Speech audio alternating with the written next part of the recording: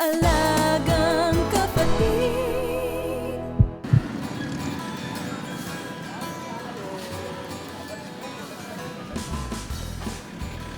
Dito sa Barangay 123 sa Tondo, Manila, hindi uso ang balanced diet.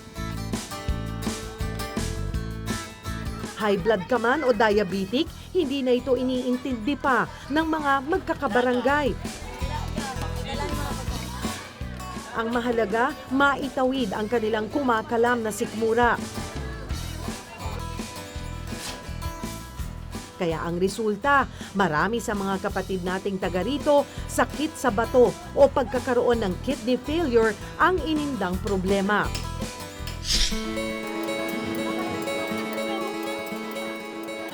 Kaya ngayong umaga, isang espesyal na medical mission para mapangalagaan ng ating kidney o bato ang handog ng Alagang Kapatid.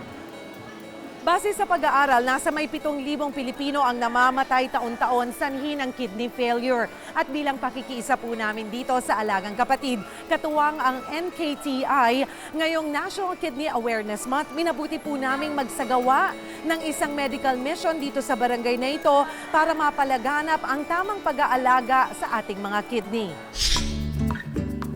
Kasama natin ang ProLab para sa libreng urinalysis.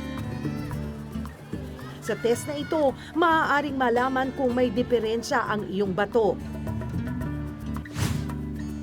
Naglaan din ng kanilang panahon ang mga doktor mula sa National Kidney Transplant Institute para sa libreng check-up ng mga kapatid natin sa Barangay Tondo. At may merienda pa, care of Zagu,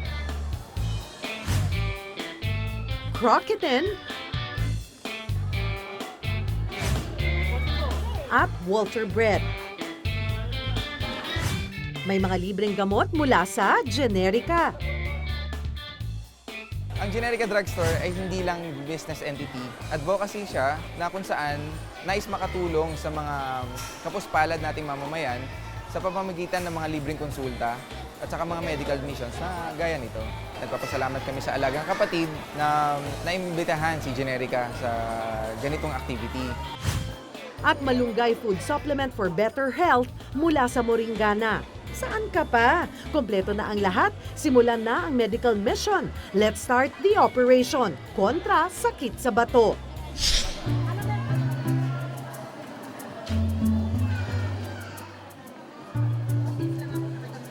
Hindi nagpahuli si Annabel. Maaga pa lang pumila na ang dalaga at sinamahan ko na siya.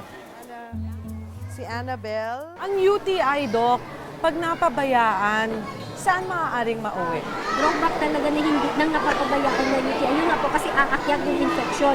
Simula sa pantog, tapos sa daanan ng ihi, papunta sa kidney. So ang pinaka-fear natin or pinakatakutan is kung umakyat na yung infection sa kidney or sa bato. Kasi pwede siyang magkaroon ng scarring. So yung bato natin, like for instance, pareho yung balat natin na susugatan, nagkakaroon ng scar.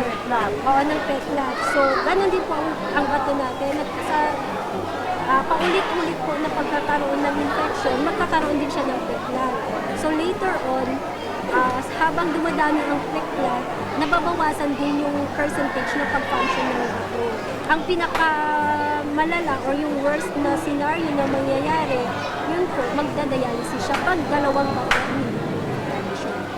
So yung UTI, as early as possible, kung natitreat naman, pwede nating agapan. Dok, ang UTI ba nakakahawa?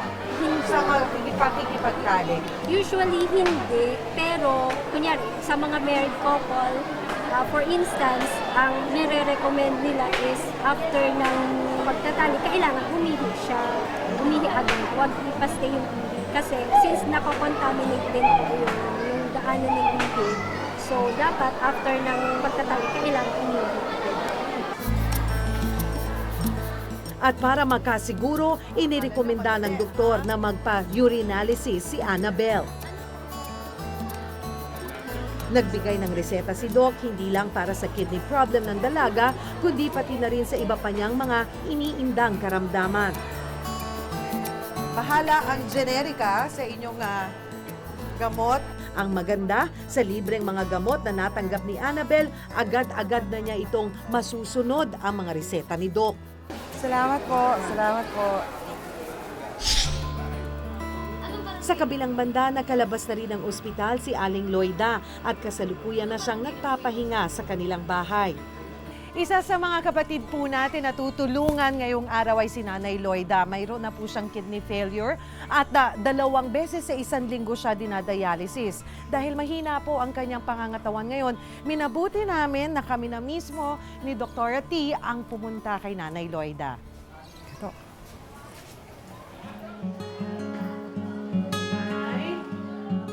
Kamusta po kayo? Tapos talaga pong mas manas. Talaga pong ganun na, Doc? Usually po, pag nasaan po yung fistula, yan po yung site kung saan natin kinakabit yung yung mga tubes, no, na nag-a-attach tayo sa machine. At saka doon lumalabas yung duwa, saka binabalik. So usually mas malaki talaga siya as compared to the other arm.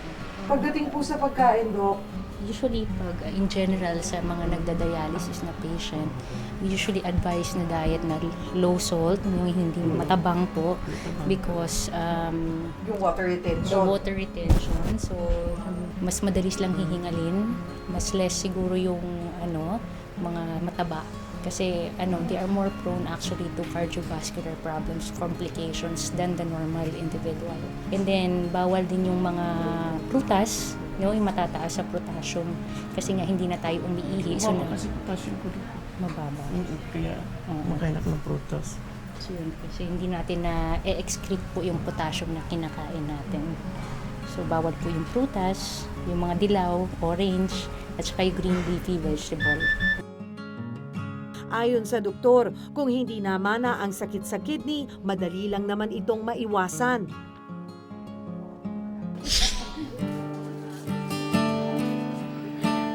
Hindi dahilan ang kahirapan para pabayaan natin ang ating kalusugan.